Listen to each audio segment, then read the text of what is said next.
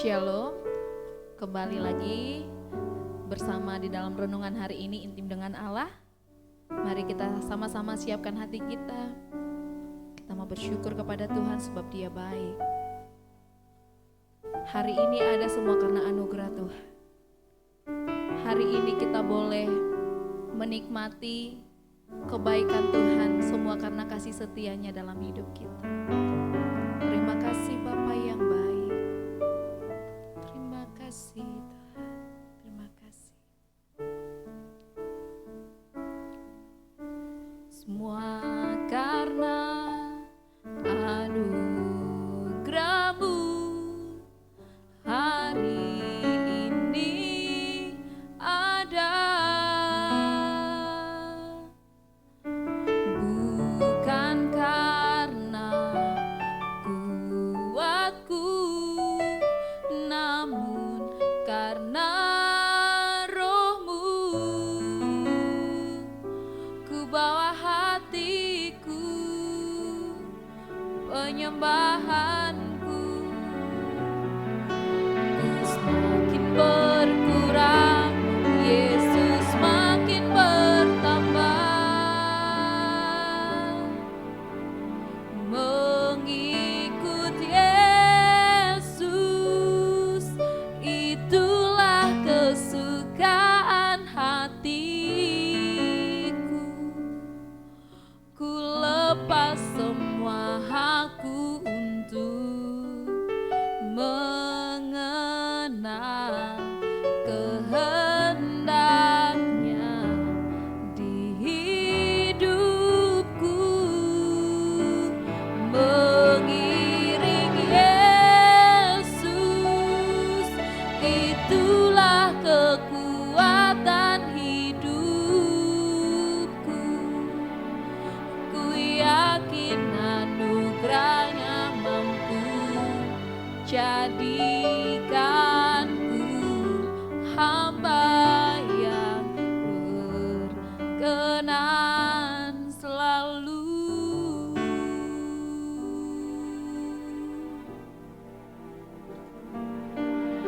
Semua karena anugerah-Mu hari ini ada. Bukan karena kuatku, namun karena Roh-Mu. Ku bawa hatiku, penyembahanku, ku semakin berkurang, Yesus makin ku bawa hatiku, oh, penyembahanku, ku semakin berkurang, Yesus makin bertambah.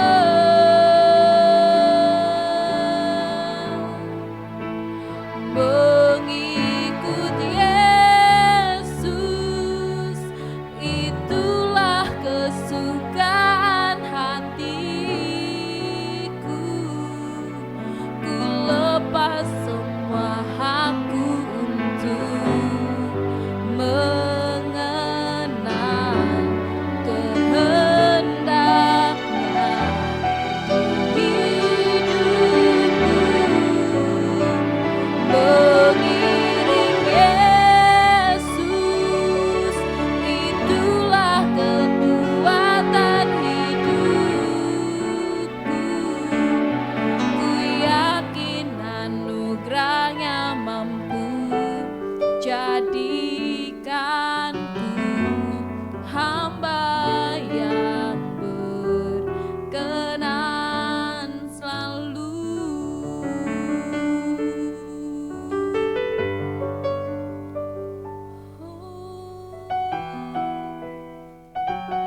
Terima kasih Tuhan. Terima kasih.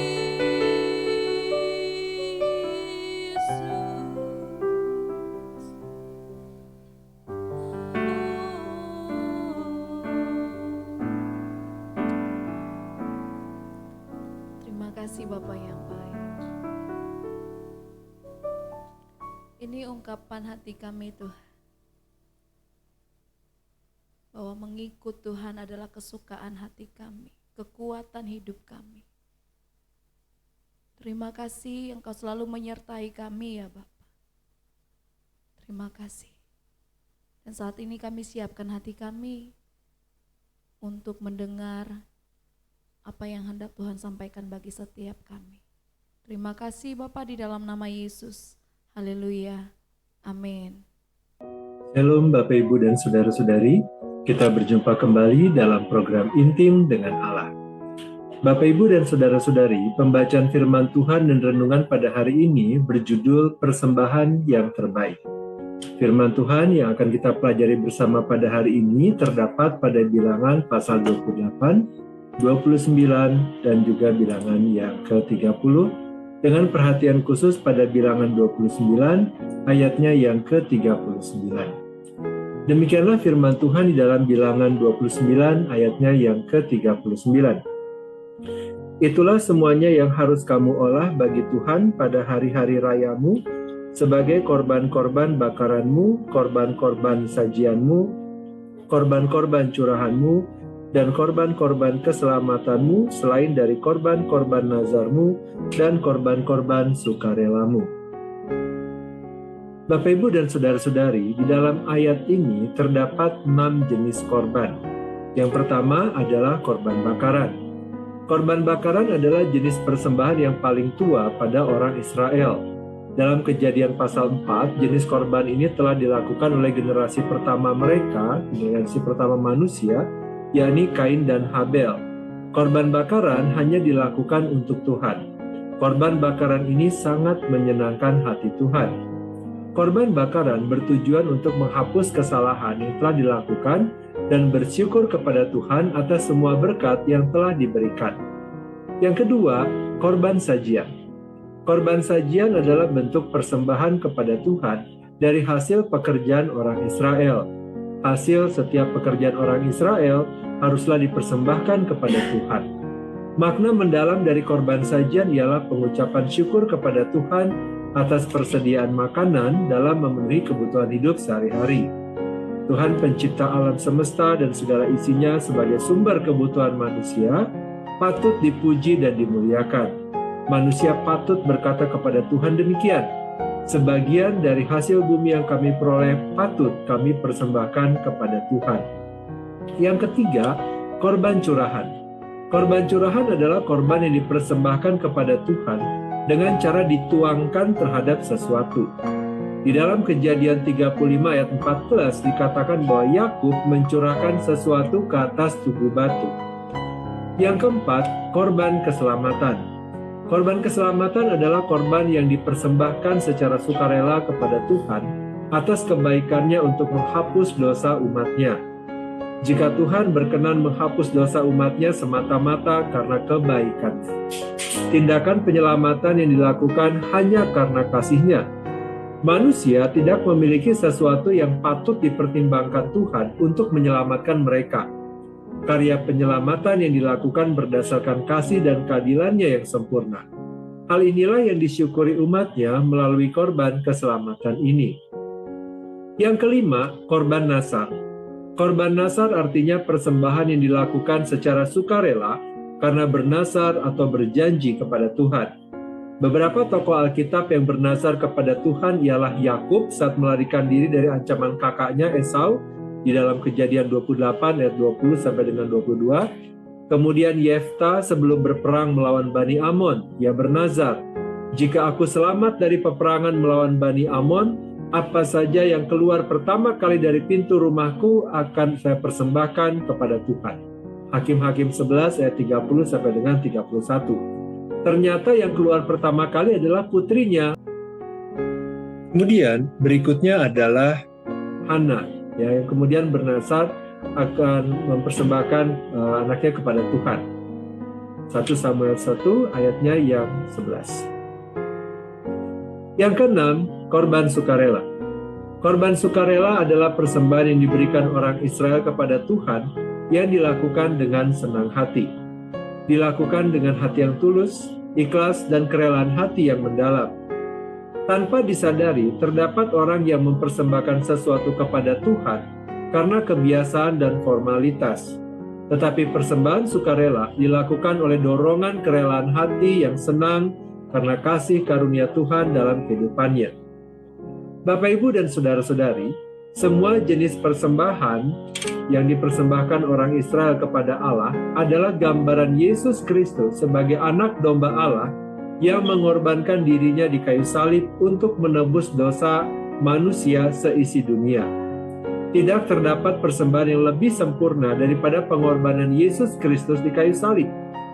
Pengorbanan Yesus Kristus di kayu salib adalah puncak persembahan yang tidak bercacat celah di hadapan Tuhan. Tidak terdapat anak domba lain yang dinantikan setelah pengorbanan Yesus Kristus. Pengorbanannya satu kali untuk selama-lamanya.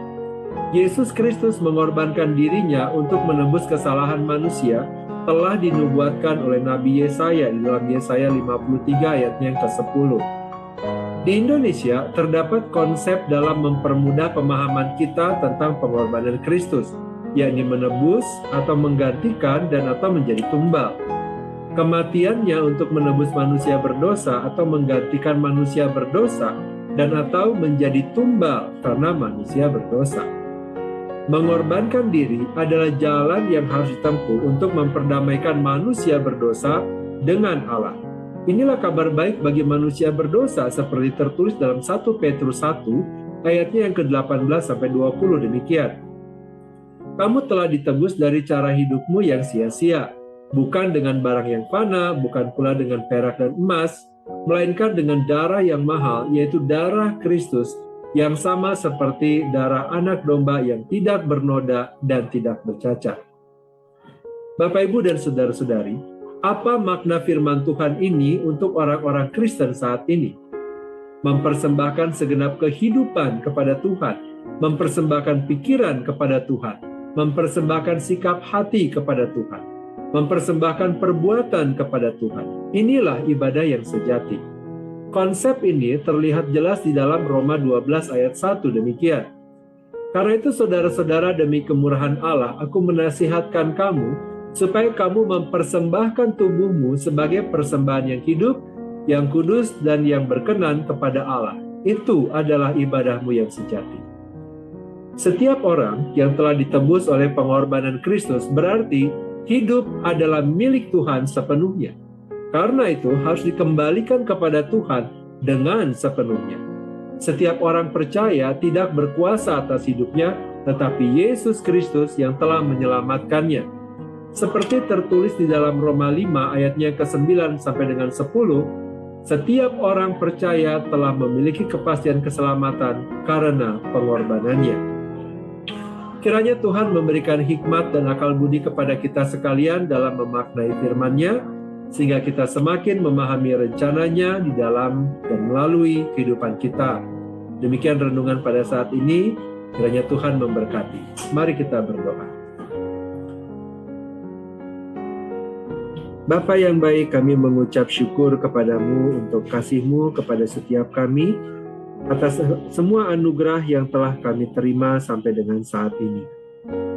Kami juga bersyukur untuk firman Tuhan yang mengingatkan kami akan betapa agung dan mulianya pengorbanan yang dilakukan oleh Tuhan Yesus di kayu salib untuk menebus hidup kami.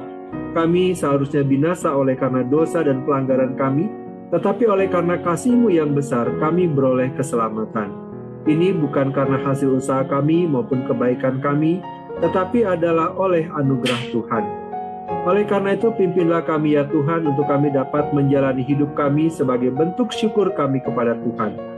Kami memohonkan kepada Tuhan untuk memberkati kami dengan hikmat dan kekuatan, sehingga kami dapat memahami kehendak Tuhan atas hidup kami, dan kami dapat menjalani hidup kami untuk memuliakan Tuhan dan menikmati Tuhan. Biarlah Roh-Mu yang kudus juga menyertai kami dan memimpin kami ketika kami membaca Bilangan 28 sampai dengan 30 secara mandiri, sehingga kami dapat menerima kebenaran firman Tuhan, dan biarlah kebenaran-Mu yang berbicara bagi setiap kami. Terima kasih Tuhan untuk anugerah yang diberikan kepada setiap kami dan keluarga kami. Terima kasih Tuhan untuk penyertaan Tuhan yang tidak akan pernah berakhir dalam hidup kami. Kini kami berdoa dan memohonkan kepadamu ya Tuhan, kiranya damai sejahtera dari Allah Bapa, cinta kasih dari Tuhan Yesus, serta persekutuan dengan Allah Roh Kudus menyertai kami sampai kedatangan Tuhan yang kedua kali. Terima kasih Bapa, di dalam nama Tuhan Yesus kami berdoa. Amin. Demikianlah pembacaan firman Tuhan dan renungan pada hari ini. Sampai bertemu kembali dalam pembacaan firman Tuhan dan renungan berikutnya. Tuhan Yesus memberkati.